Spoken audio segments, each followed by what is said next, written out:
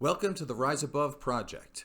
I'm your host, Joe Perroni. I am a licensed marriage and family therapist, champion bodybuilder, and I've been a personal trainer for about 30 years. This podcast is about helping people with their emotional, spiritual, and physical fitness. I value strength, toughness, and truth. I despise complacency, the victim mentality, and following the herd. If you find my work to be valuable, please subscribe to my channel and tell a friend.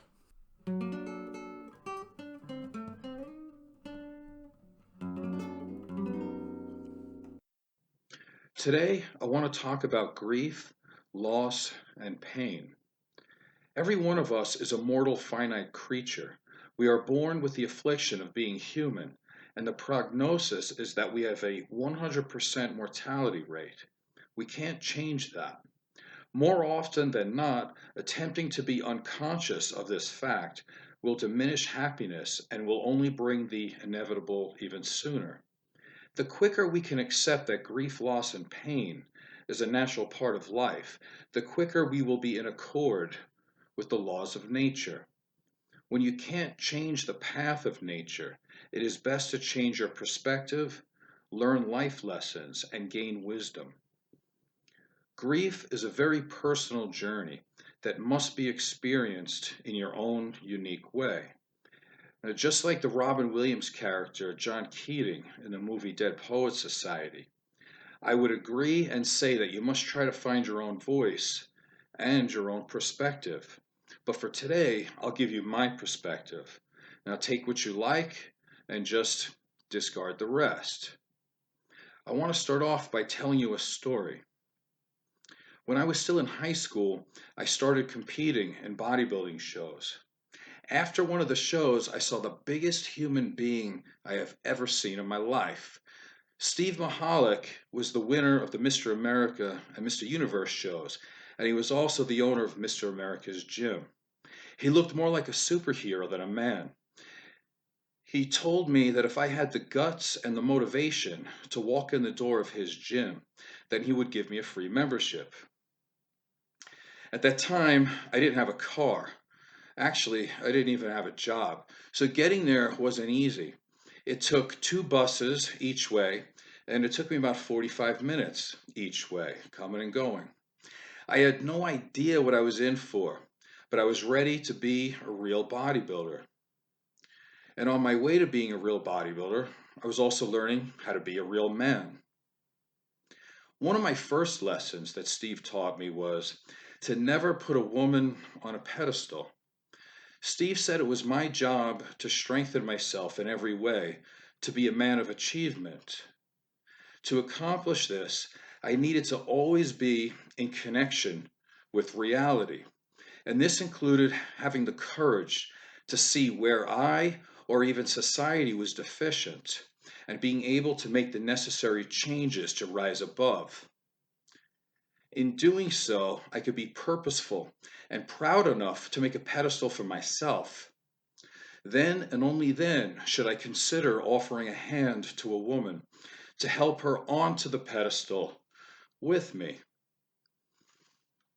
Now, even when I was young, this made a lot of sense to me because I already understood that you can't achieve personal happiness with someone else if you are insecure in your own ability to carve a path in the world. I just had no idea how long and how difficult this process would be.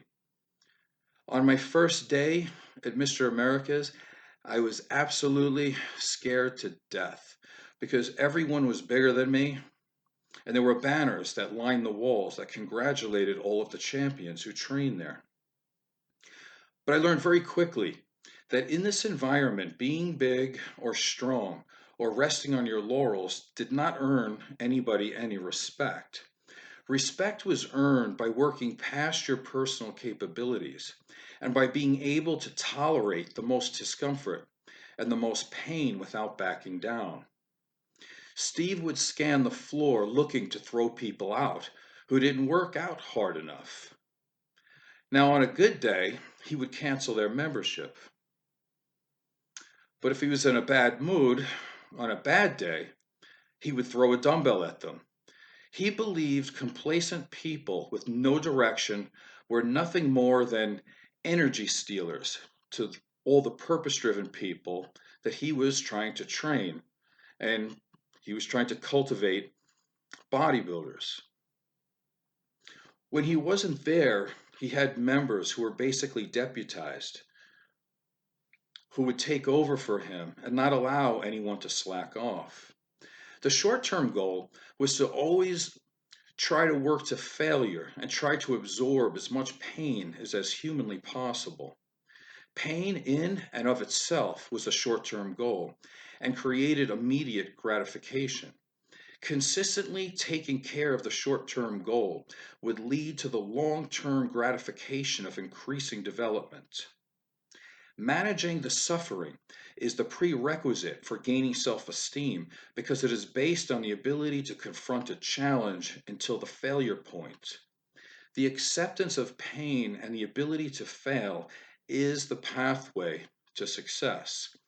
Turning away from responsibility and avoiding physical and mental stress is no way to live a life and would have gotten me thrown out of Mr. America's gym. A proper repetition in Mr. America's was to not only seek momentary muscular failure, but to actually slow the rep down, to savor the pain, especially when the going got tough, in order to maximize the results.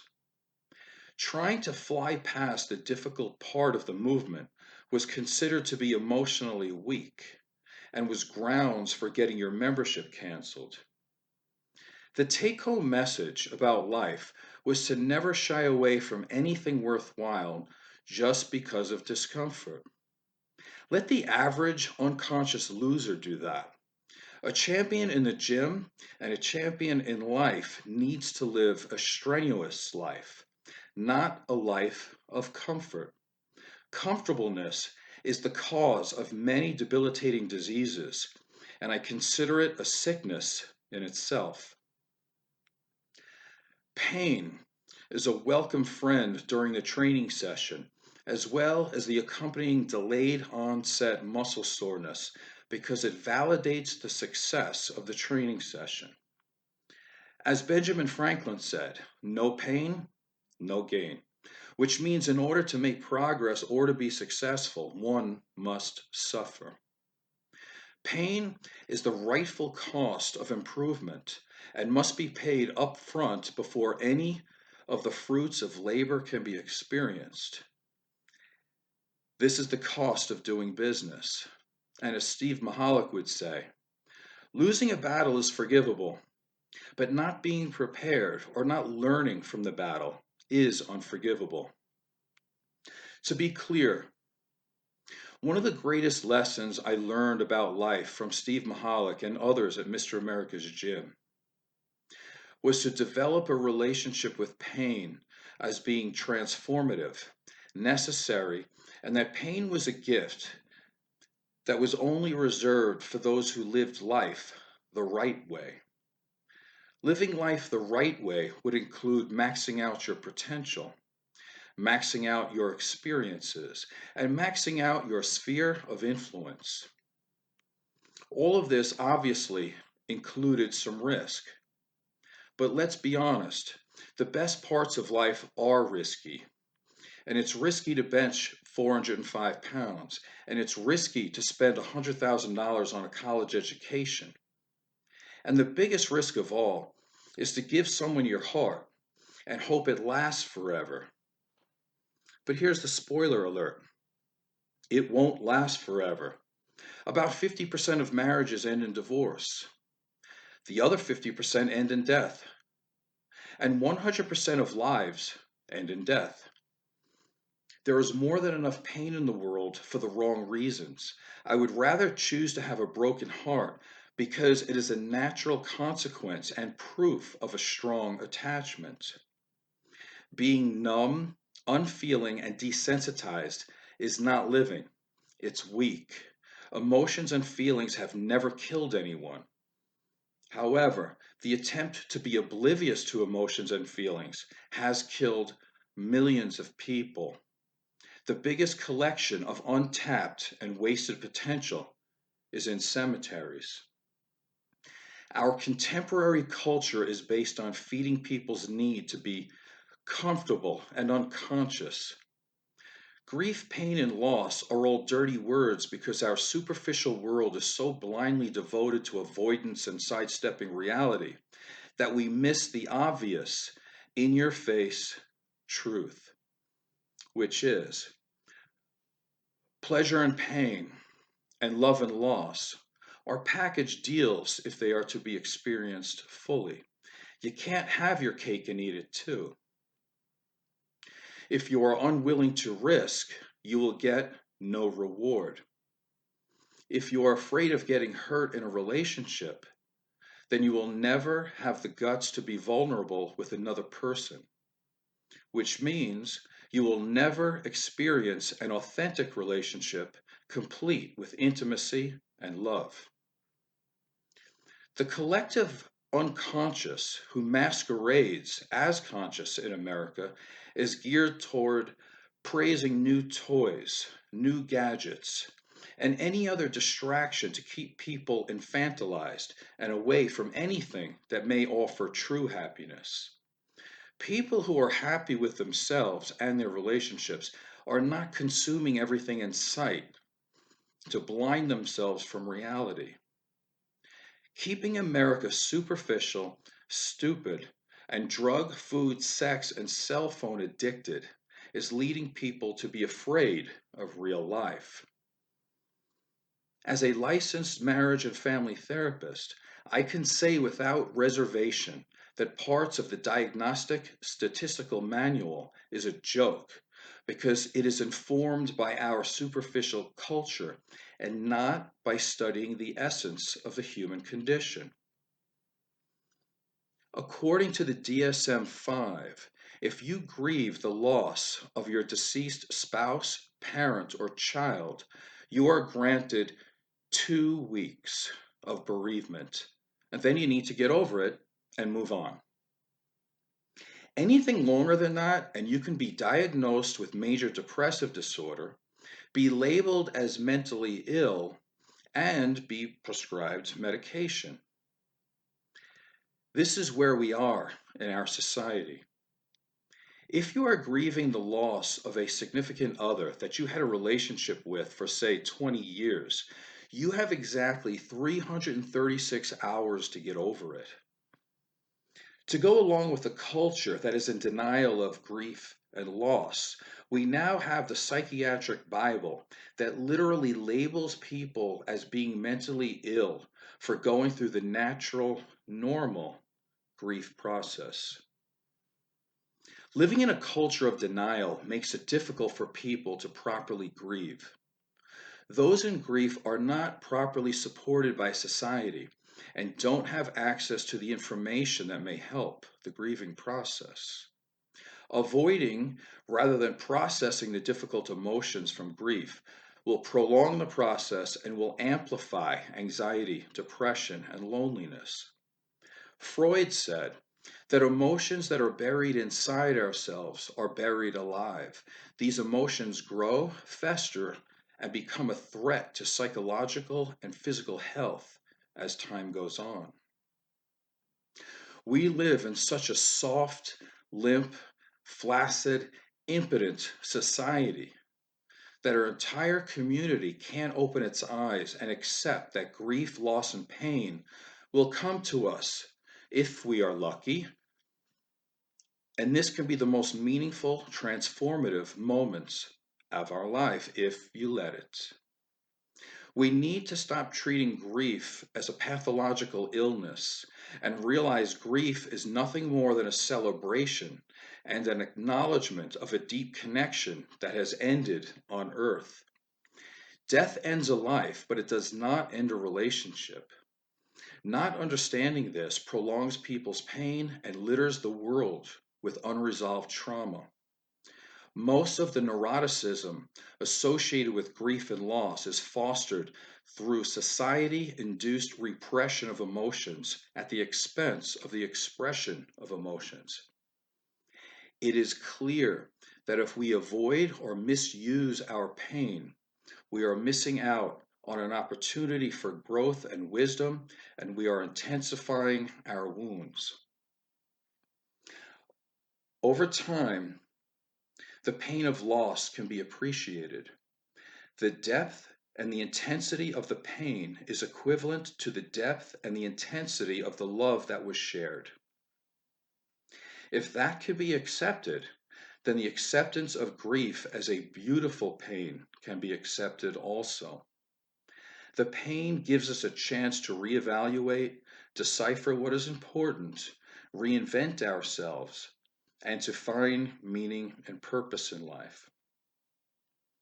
Much like working out, pain is the guide to improvement. In bodybuilding, the pain comes first before the expansion of mind and body development. For those who have lost significant others, the pain enters after the earthly relationship has ended. It is the cost of having a deep attachment and should be happily paid. It is my personal and professional opinion that in order to cope with grief, the severity of the pain and loss must be acknowledged completely. As Steve would say, sit in the pain. That is where the reward is. Don't avoid it, savor it. It is also okay to remember the good times that were shared. One of the great things about mortal creatures is that they are all unique, and there has never been an exact copy of that unique individual in the past, nor will there be in the future. This is what gives life its immediacy and is why no person or moment should ever be taken for granted. Grieving is honoring this one of a kind person who has shared time and space with you. Again, don't in any way numb yourself from this pain. Numbing or distracting yourself from the pain is a way of turning your back on your loved one. Embrace the pain as you would embrace them. The emotions keep you connected, and one day you will smile and you will laugh again. Some emotions, such as anger and guilt, are unconscious attempts to connect you to your loved one and give you the unrealistic feeling that you are still in control. Don't worry about getting closure. Closure is a term that comes from a society that is too immature to deal with the reality of tragedy and death. People want you to have closure because the reality of your situation makes them feel uncomfortable. There is no such thing as closure. However, you can reach a point of peace, acceptance, and be able to live a productive life while holding on to your memories. Expect that you will experience highs and lows in mood, and your emotions will fluctuate. That's normal. Don't try to ignore or minimize them. You will have many intrusive thoughts that bring difficult feelings. You may feel you have lost your role or your identity. You may have to cope with money problems, or maybe you have to cope with the destruction of expectations and future plans. These situations may bring on fear, guilt, and anxiety. It is normal to experience fear and anxiety from not having all the answers and being worried about facing life again. Always turn towards the pain. Ignoring it doesn't mean it's not there and just slows down the process. Accept what needs to be accepted and treat yourself with self compassion. Don't let the loss be in vain. Learn from it and live a life that celebrates the best in you and in your loved one. And when you're ready, carry the virtues and values you admire into the future. Don't expect to stand tall immediately, but do expect to stand. Live a life that is not guided by fear, but one that is guided by your courage and wisdom. And remember, you never have to move on from your loved ones. Let them live in your heart, and they will be with you always. I'm Joe Perroni from the Rise Above Project. Please subscribe and tell a friend. Thank you.